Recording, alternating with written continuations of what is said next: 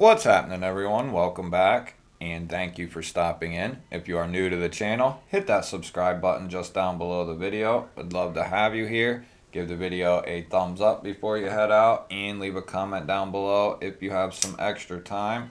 So today we have an overview to do of an American company, Benchmade. This is the full size Adamas, and this is one hell of a knife. I bought this the day that they were released to be bought. This is a first production there, like you see on the back.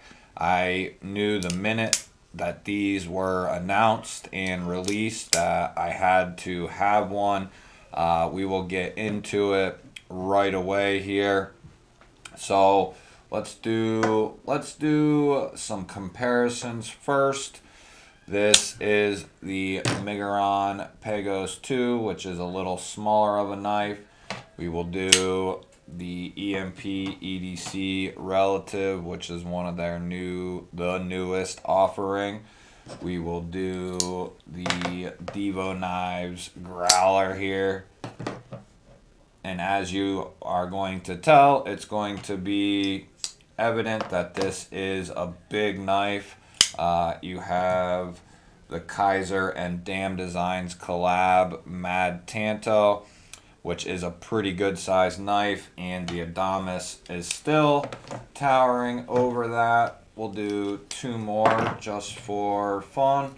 Here is the Kaiser Escort, which is also a good sized knife, and it's overtaking that. Here you have the Remet Hand Feel, one of Remet's new offerings there, which I will be having a overview and disassembly of that guy coming soon. And the Kaiser Escort is, if you don't know, this knife is very good.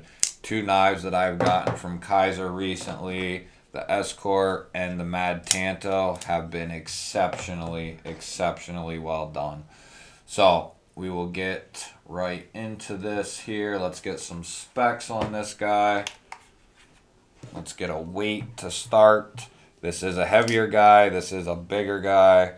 So he's going to weigh 6.4, but this is more than a full-size knife, guys. I have extra large hands, and you can just see how big this guy is. Let's get some size down on this guy. So closed from tip to butt, we have 5 inches solid coming in. Opened up, we have, that's 3 3/4 of an inch to there, and you got about 3 1/8 of cutting edge. Overall, you're looking at, that's about 8 3/4 overall. So we'll start tip to butt here, like we always do. You have Benchmades. This is like a Cerakote type finish, and it's in the FDE. They also make an all blacked out variant as well. This is a drop point, and it's a nice drop point, I might add. You have that nice flat swedge up top going to the tip, which will aid in strength for that tip. It will be good for piercing, very heavy duty draw cut style cuts. Gonna be a brute no matter how you no matter which way you slice it. This thing is gonna be able to defeat any EDC task you might add. I've taken this to work with me a bunch, and if you don't know, I'm a carpenter by trade, and I'm able to, I don't do a lot of filming of the use on the knives. I used to do some, and I kind of cut that out. I don't know if that's something people would want to see or not. but that would have to come in the future when I get used to editing, unless I'm doing the testing on video as I am right now. So if people wanted to see that type of thing, like how the knife performs on your everyday items, cardboard, rope, etc., then I can do that. I just would need some feedback on that. So that is entirely up to the viewers. I would have no problem doing that. So you do have this nice little fuller that runs through the middle of the blade just to give it some aesthetic appeal there. And this is coming in CPM Cruwear. Benchmade does their Cruwear phenomenally. This is a very hard steel. It's not the easiest steel to sharpen per se. It's not the hardest steel to sharpen either. But it can be, especially if you are a novice, which I am as well. It can get tough to do. I would highly, highly recommend starting on, 440C and steels of that nature in order to get yourself a little more used to just the way to do it properly. And, that's the way you're going to learn the best. Let's go ahead and get, while we're on the blade here, I would like to get, let's see where it's at its thickest here. So we're coming in right around 132 thousandths behind the stock there, and then behind the edge. Let's see here.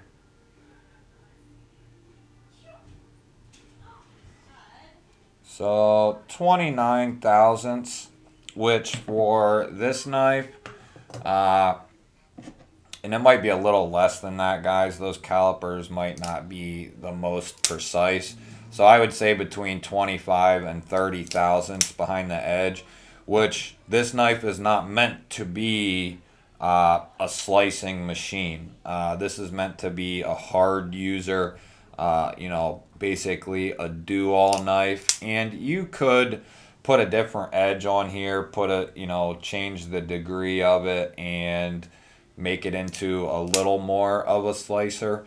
But that is not, I get knives and then put them for certain use cases.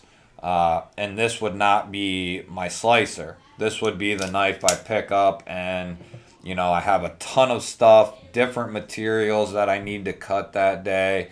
And I need something that's going to be able to power through all of it and not even blink an eye. This is what this is one of them knives that I'm going to pick up to do those tasks with. You do have dual thumb studs that are done very well. They have that cone style shape to them. There's no stepping on them, which is what I typically like, but these do not need it. This is kind of steering away from the norm. It's still coned, which is good, but typically I like to have what I call stepping on them. And Benchmade didn't do that, and they still managed to keep them comfortable, easy to use. You can even, reverse flick this guy, which is saying a lot. This is on washers, and it is that axis lock, which they put, this is a pretty heavy duty knife, guys. Let me grab my bug out. So here is the Benchmade bug out, their most notorious model. And here is the Super Freak in M4. This knife is good size, and the Adamas towers over it. Here is the 940, the Osborne, which is a good size knife, and it definitely towers over that.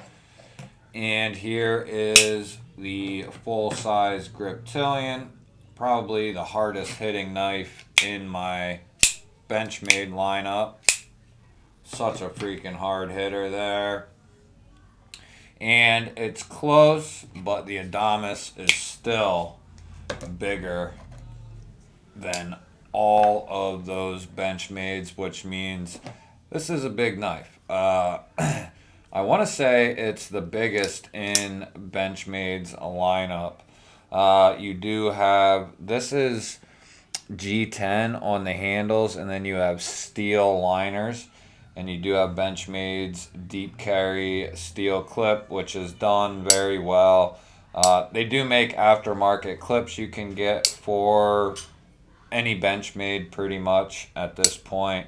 But Benchmade usually does their clips pretty well. They have some that I don't really care for, like this one. It works well, but eventually I'm going to get one that is a little deeper. Just like this one. I'm not a huge fan of those, but I think this might be an aftermarket clip. But they did this one beautifully. Nice shallow, deep carry. Anyway, so you do have G10 on the handles. They do make aftermarket scales for the Adamas and aftermarket clips. But I'm a pretty big... I like how this looks. You got that open construction, easy to clean, easy to check the inside out and make sure, you know, there ain't nothing in there gunking up your knife. And then Benchmade's claim to fame is that crossbar lock. The crossbar comes up behind the tang of the knife, locking it in there. Very sturdy. The only questionable thing about pretty much any Benchmade is the life of the springs. And to be honest, guys, I've never had a single issue with any type of crossbar lock springs. I have a couple dozen, you know, at least crossbar locks, and I've never had an issue. Now, that's not to say people don't have issues. I'm sure, you know, there are. And I'm sure those are cases where the springs just were not up to spec, maybe, or something in that nature. And eventually, I think, you know, I think those springs will, you know, if they're done to spec and all of that nature, I think they would last for years and years, hundreds and hundreds and hundreds of open and closes. I know one thing that will wear them out is doing exactly what I'm doing right here, is opening and closing it, you know, a ton. But I have to be honest on that aspect as well, is every single one of my Benchmades and every single one of my crossbar locks, I have done this all day long for many days. And that's how I got this to break in the way it's broken in now. The way you see this knife acting right now, this knife, when I first got it, it did not do this. It took quite a while to break this one in. I would say it took in the neighborhood of a good... Now, I didn't do it consistently, like day after day. I think I did it a couple days at a time, and then I would kind of put it away. Then I would get it back out and continue messing with it. One thing I learned not to do is to mess with the pivot screw and just to break it in naturally, because it seems to work better doing it that way than to loosen the pivot, and it doesn't seem to work out right. I think doing it naturally, it tends to just have a way better action.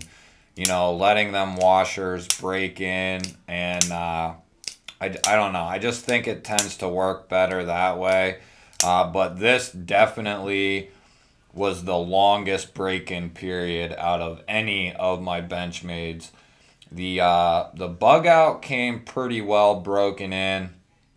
The full-size griptilian came pretty well broken in. The Osborne needed a little break-in period, and the Super Freak needed a decent amount of break-in. But as you can see now, it's got a hell of a good action. This is one of my all-time favorite knives, the coated M4 Super Freak. Very well done. All of the Benchmades I have are very well done. Their S30V is well done. Their M4, their S90V is some of my favorite steel ever. And then I have some Cruwear from Spyderco and Benchmade, and they both do it very well. But this is very, very well done. So if you're in the market for a hard use American-made knife that's going to basically be able to handle almost anything that you could throw at it, the Adamas is definitely one to check out. They are a little more expensive because you're paying, Benchmade has that lifetime warranty on their knives. So you're going to pay a little bit more for that. And then they're also made and, assembled in the United States. So that ups the cost as well. Typically, say this knife is $300 from America with the lifetime warranty. If you are getting this from China, it could be $150 to $200, but, add $50 for American made, if not more, and then add a little bit more for the warranty, and you get the cost of the Adamas or any one of them Benchmades for that matter. You used to be able to get this knife for like $110, $120. I don't know what they cost anymore, and this knife is definitely worth the $110 or $120. This could be a very good hard use slicer as well, the Griptilian family. But that is all, guys. That is the Benchmade Adamas in the CPM Cruwear. A great heavy duty knife, something that will probably last my lifetime, get passed down to one of my kids, and probably last their lifetime as well. This is just a beast in knife form, guys. I love this knife. This knife will never leave my collection. It's so good, so well done. I couldn't ask for much more in a hard use knife. Everything's done so well, and it's built to be that. You gotta keep things in perspective when you're looking at knives. They all, you wouldn't buy this for a fidget knife. You wouldn't buy this for a slicer. You buy this because you need something that is gonna hold up under a bunch of pressure and certain circumstances, and this is definitely going to do that for you, especially with the Cruwear, the washers. All the stuff on this knife is made to hold up and hold up well. And as you can see, I've used this time and time again, and it's like I've been saying, the coatings that they're using nowadays, it's very, very well done. You'd have a hard time messing up some of the coatings that they're doing on knives nowadays. Like this one, I have used the piss out of this Super Freak, and it still looks brand new. I don't know if I don't see any marks on it at all. Now I do take care of my knives. After a few carries or whatever, I clean them, I oil them, I take care of my stuff. And if they get marked up, along the way, then it is what it is. But I tend to keep care of my stuff, and, that's been a proven series for me. Carry them, take care of them, clean them, and they hold up and they last. And I could say that for a lot of my knives. But that will do it for this one, guys. If you hung out for the whole video. Thank you. I love you. And if you're still here and you're not subscribed, hit the subscribe button down below. Give me a thumbs up and leave a comment down below. Let me know what you think. Love y'all. Catch you on the next one.